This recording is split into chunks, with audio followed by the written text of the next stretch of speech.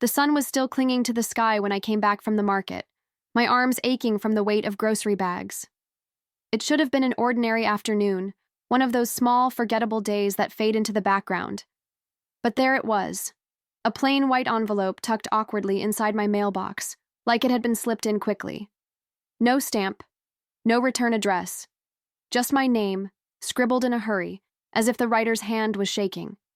My heart skipped, though I couldn't say why. I stood there on the porch for a long second, the bags digging into my skin, before curiosity got the better of me. Tearing the flap open, I unfolded the paper with a little laugh, thinking maybe it was a neighbor thanking me for the pie I'd left on their doorstep last week. But the neat handwriting didn't look like anyone I knew. The words were sharp, deliberate, almost painful in how carefully they were chosen. And then I started to read. At first, I thought it had to be some cruel prank. Who would take the time to write something like this? But with every line, my smile faded. Hotel rooms, secret meetings, words of love and devotion, words I recognized because I had heard them whispered to me before. And then, in black ink, the phrase that made my stomach drop, the one Daniel always used in the quiet of our bedroom. That's when the chill hit me. This wasn't a joke. It was the truth. I sank onto the porch step, the bags of vegetables rolling onto the ground, carrots scattering across the concrete. My fingers trembled as I clutched the paper tighter, reading and rereading the sentences until the words blurred together. It was as if someone had torn a curtain from my life, exposing a truth I had prayed would never exist. My chest felt heavy, like a stone pressing down, making it hard to breathe. For a fleeting moment, I told myself it wasn't possible. Daniel was my husband, my partner, the man who once couldn't go a day without calling me just to say he missed me. We had built a life together, brick by brick, sacrifice by sacrifice. How could he throw that away for her? But the letter described things no stranger could have known, the way he touched her, the pet names he used, even the hotel where they met. That's what shattered me. I wanted to laugh it off, to dismiss it, but deep inside I knew. That cold knot in my stomach twisted tighter, like a warning I couldn't ignore. The world around me blurred, the sound of kids playing down the street, the hum of a lawnmower, the faint scent of jasmine from my neighbor's yard. It was all still there, but I felt miles away, locked in a silence only I could hear. And in that silence, one thought echoed louder than all the rest. What if this has been happening right under my nose? I pressed the letter against my chest, feeling the paper crinkle as if it carried the weight of every lie I'd been fed. I thought back to the late nights at the office, the sudden work trips, the way he guarded his phone like it was made of gold. All the tiny red flags I'd brushed aside were now screaming at me, demanding I finally listen. I forced myself to stand, gathering the groceries with stiff arms, pretending nothing was wrong as I stepped inside. The house smelled like basil and fresh bread, the sense of the meal I had planned for us. I placed the bag on the counter, my movements robotic, my smile plastered in place as though I could still play the role of the dutiful wife. But behind my calm exterior, I was unraveling. That letter had stripped me bare, left me raw and shaking, but it also sparked something I hadn't felt in years. A fire. I didn't know who had sent it, or why, but I knew one thing for certain. This wasn't the end of the story. No, this was just the beginning of something else. Something darker and far more deliberate. And as I folded the paper back into its envelope, I already knew what I had to do next. That evening, I set the table just like I always did. 2 plates, 2 glasses, the good cutlery because Daniel liked things just so. The chicken simmered in the oven, rosemary and garlic filling the kitchen with a warmth that felt almost cruel now. When he walked in, humming like a man without a single care, I forced my lips into a smile so convincing it startled even me. He kissed my cheek as if nothing had changed. But inside, I was a storm, every beat of my heart pounding against the lie I now carried. As we sat down, I watched him more closely than ever before. The way he smoothed his tie before lifting his fork. The way he avoided eye contact just a little too long when I asked about his day. His words were casual, ordinary, but to me they sounded rehearsed, like lines from a script he'd already performed for someone else. I asked about the late nights, the meetings, the phone calls that ended when I entered the room. He chuckled, dismissing my questions with ease. I nodded, pretending to believe him, but the letter was still burning in my pocket, whispering its truths against my thigh. I wanted to slam it down on the table, to watch the color drain from his face. But instead, I poured him another glass of wine, watching his hand linger on his phone, face down beside his plate. Every smile he gave me felt sharper now, every laugh tinged with poison. And while he thought he was fooling me, I was already beginning to weave a plan he couldn't even imagine. I studied him like I'd never really seen him before. Every glance, every pause between his words, every little twitch in his jaw became evidence to file away in the quiet courtroom of my mind. I noticed how his phone seemed glued to his hand, except when he placed it face down, always face down, as though the truth might spill out if the screen lit up. He thought I wasn't paying attention. He thought I was still the trusting wife, blind and blissfully naive. But that night, something shifted in me. I felt a strange calm, like a pond hiding a storm beneath its still surface. I laughed at his jokes, passed him the roasted potatoes, even reached across the table to brush his hand. He looked so sure of himself, so certain that the facade he'd built was holding, and that made me realize I didn't have to shout, I didn't have to beg. Silence could be sharper than any scream. While he carried on about quarterly reports and office politics, I nodded along, all the while planning my next move. If someone out there had risked enough to send me this letter, I owed it to myself not to waste the chance. I had proof in my hands, his words, his secrets, his betrayals etched in black ink. I didn't know who the other woman was yet, but I intended to find out. And once I did, Daniel would finally see the woman he underestimated all these years. Later that night, when Daniel drifted off to sleep beside me, I lay awake staring at the ceiling. His breathing was steady, peaceful, like a man with nothing to hide. I wanted to shake him, to scream, to demand answers.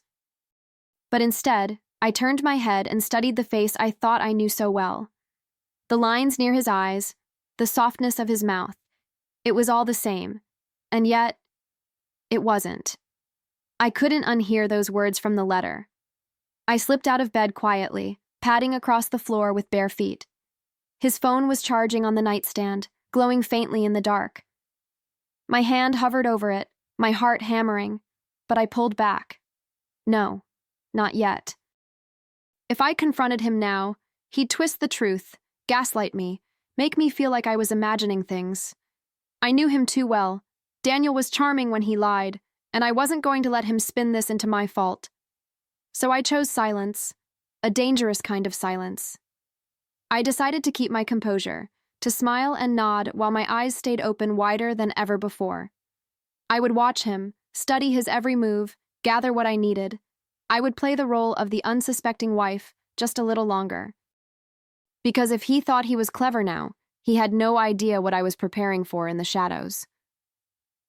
The next morning, I woke with a decision heavy in my chest, as though it had been forming in my sleep. I couldn't just sit back and let him rewrite the story of our marriage while I played the fool in the background. I needed the truth, but more than that, I needed proof. Proof so undeniable that even Daniel's silver tongue couldn't twist it into something else. So I did the only thing I could think of. I called a lawyer. My hands trembled as I dialed, my voice wavering as I explained the situation. I felt like I was stepping into a new world, one where my marriage wasn't sacred, but evidence was. He listened carefully, asked for details, and when I showed him the letter later that afternoon, his eyes hardened. "If this is true, Isabella," he said gently, "then you already hold the first nail in his coffin." Those words stayed with me as I walked back home, the letter tucked safely in my bag like a loaded weapon. For the first time, I wasn't just the betrayed wife. I was a woman with leverage, a woman with options. I smiled at the irony. Daniel thought his secret affair gave him power, but he had no idea that his own whispered promises might become the very chain that would drag him down. And that thought lit a spark I wasn't about to ignore. I started small, almost like I was rehearsing for a role I didn't know I'd ever play. When Daniel left his wallet on the dresser, I leafed through the receipts, my heart pounding in my ears. A hotel name here, a dinner bill there, champagne for two when he told me he was working late. Every little slip was a piece of the puzzle, and I carefully placed each one into a folder I hid inside the linen closet, behind the stack of winter blankets. At night, I'd sit on the couch with my tea, pretending to scroll through recipes, while my phone camera quietly recorded the glow of his screen across the room. I didn't need to see every word, but the way he smiled when he read those texts told me enough. His lies were getting bolder, sloppier, as though my silence had given him permission. He had no idea I was watching. No idea that every secret he kept was already in my hands. And then, like a blessing disguised as a memory, I remembered something I hadn't thought of in years. The prenup, buried in a drawer somewhere, signed with the smug confidence of a man who believed he'd never be caught. A clause about fidelity, his idea, ironically, back when he was so sure he'd never be the one to break it. I could almost laugh at the poetry of it all, because now that very clause wasn't just words on paper. It was my weapon, and I was just getting started. I found the prenuptial agreement tucked neatly in a manila folder, right where we'd left it all those years ago. My fingers brushed over his signature, bold, confident, almost arrogant, and I felt a rush of satisfaction knowing he'd signed his own downfall. No infidelity, the clause read, clear as daylight. Back then, I thought it was just a formality, a promise he'd never dream of breaking. Now it was the very rope I could use to pull myself out of the pit he'd thrown me into. Each day I became an actress in my own home. I smiled when he cracked his tired jokes. I kissed him goodnight. I packed his lunch with the same careful hands. He had no idea I was documenting every late-night business trip, every whispered phone call, every unexplained purchase. The more I played along, the more careless he became, digging his own grave while I quietly took notes. At times, I caught my reflection in the mirror and barely recognized the woman staring back, her eyes sharper, her lips set with quiet determination. I wasn't falling apart anymore. I was building something. Brick by brick, document by document, I was constructing my escape. And maybe something far more devastating. Because if Daniel thought I would simply walk away with a broken heart, he was about to learn just how wrong he truly was. The night he finally walked through the door, I knew before he even opened his mouth. There was a lightness in his step, a tune on his lips, as if he were returning from some grand celebration. He didn't notice me sitting in the armchair by the window, the lamp casting a soft glow across the room. He tossed his jacket over the chair like he always did, humming under his breath, his smile still lingering from wherever he had been. I cleared my throat gently, and that small sound seemed to crack the air in two. He froze, his keys still dangling from his hand, his eyes darting toward me with surprise. "Bella," he said, the nickname rolling out automatically, but I caught the flicker of unease in his face. I didn't return the smile this time. Instead, I gestured toward the dining table, where a neat stack of papers and that cursed envelope sat waiting, like a trap set in plain sight. He followed my gaze, and I could almost hear the exact moment his heart skipped a beat. His humming died, his shoulders stiffened, and his eyes widened as he spotted the evidence, his words, his receipts, his lies, laid out under the glow of the chandelier. He tried to laugh, to play it off as some kind of mistake, but the sound came out cracked and thin. I didn't raise my voice. I didn't need to, because what came next would leave him speechless. He shuffled closer to the table, his hand brushing over the letter as if touching it might make the words vanish. "Where did you get this?" he asked, his voice suddenly low, almost strangled. I didn't answer. Instead, I lifted my wine glass and took a slow sip, keeping my eyes on him. Silence can be unbearable, you know. It forces the guilty to fill it with their own confessions. Daniel's face turned pale, then flushed red. He tried to joke, then to charm, then to accuse me of being paranoid. "You've misunderstood," he insisted, running a hand through his hair. But the lawyer sitting beside me didn't flinch. Calmly, he reached forward and unfolded the prenuptial agreement, sliding it across the table like a verdict waiting to be read. "Clause 12, my lawyer said, his voice steady. In the event of infidelity, all shared assets revert to Isabella's sole possession. The words hung heavy in the air, filling every corner of the dining room. Daniel's mouth opened, then closed, like a man gasping for air but finding none. His bravado was crumbling, and in its place rose something I'd never seen before: fear. And as I watched him stammer, I realized this was only the beginning of his fall. He snatched the papers up, flipping through them desperately, as if some missing page might save him. His lips moved without sound, eyes darting from the damning receipts to the lines in his own handwriting. I could see the moment the truth sank in, the slump in his shoulders, the way his hand gripped the table to steady himself. He wasn't in control anymore, and he knew it. "I can explain," he whispered, but the words felt flimsy, almost laughable. My lawyer didn't even dignify them with a response. He simply pointed at the signature at the bottom of the prenup. Daniel's signature. Bold, confident, the same as it had been the day he assured me we'd never need it. I sat still, my hands folded neatly in my lap, my silence louder than any accusation. The room was so quiet I could hear the tick of the clock on the wall, each second stretching longer than the last. Daniel's charm had deserted him. All that remained was a man cornered by his own arrogance. He looked at me, eyes pleading, but I didn't flinch. I just let him stew in the wreckage he created. Because in the morning, when the sun rose, he'd learn what it truly meant to lose everything. The morning light poured into the kitchen, soft and golden, but it felt almost cruel in its warmth.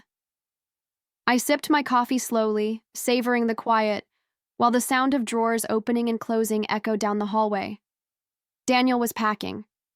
I could hear the clatter of hangers, the zip of his suitcase, the occasional muffled curse when something didn't fit.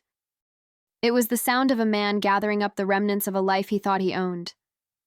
I stayed seated, calm and steady, my fingers curled around the warm mug.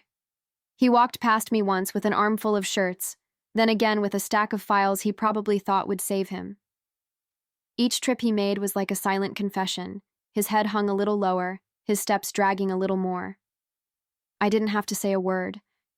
The papers on the table had spoken louder than I ever could. Neighbors peeked through curtains as he carried out his things, their eyes following him like spectators at a play. I wondered what they thought, what story they'd pieced together from the sight of Daniel's slumped shoulders and the lawyer's stern presence at his side. But I didn't care. For once, their whispers didn't sting. In fact, I welcomed them. Because letting the world see him fall was only part of what I had planned. As he dragged the suitcase down the front steps, I followed at a distance, my face unreadable. He kept glancing back at me, as though searching for some crack in my calm, some plea for him to stay. But there was none. I had cried enough tears in the silence of my pillow. I had begged enough in the privacy of my own mind. Now all he would get from me was this stillness, this quiet strength he never thought I had. I caught sight of Mrs. Donnelly from across the street, clutching her mug as she whispered something to her husband. 2 doors down, Mr. Harris paused mid-sprinkle with his garden hose, staring openly at the scene unfolding.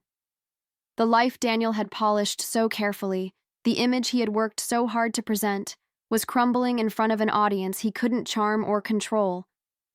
And wasn't that the cruelest irony? He had always loved the spotlight. Now it was burning him alive. When he finally set down the last box, he turned to me, his face pale and his eyes rimmed red. "Isabella, please," he started, but I raised a hand. Just a small gesture, firm enough to silence him. My lawyer cleared his throat, reminding him of the clause, of the home, the accounts, the car, all slipping away with each tick of the clock. I held his gaze, steady and cold, because my revenge wasn't about yelling or fighting. It was about watching him walk away empty-handed, knowing he'd lost far more than money. And yet, even as he stood there, broken, I wasn't finished. I watched him fumble with the car keys, his hands shaking as he tried to start the engine. For years, I had been the one trembling, wondering, worrying, waiting. But that morning it was Daniel who couldn't find his footing. The suitcase thumped against the curb, a sound that felt like punctuation, like the closing of a chapter. And me? I just stood there, calm, sipping my coffee as though it were any other morning. Inside, though, I was no longer the same woman who had opened that letter on the porch. The betrayal had gutted me, yes, but in its place grew something fierce, something steady. I wasn't just letting go of him, I was reclaiming myself. The house, the bank accounts, the future I thought he'd taken from me, they were mine now. For once, I wasn't the one left standing in the ashes. I was the one who walked out of the fire hole. As the car pulled away, a strange silence wrapped around me. But it didn't feel empty anymore. It felt like possibility. I closed the door, leaned against it, and let a slow smile spread across my face. The letter that had broken me had also saved me. It wasn't just a warning, it was a gift, a key to my freedom. And though Daniel thought he had found love in another woman's arms, he would live every day knowing he lost something far greater: me.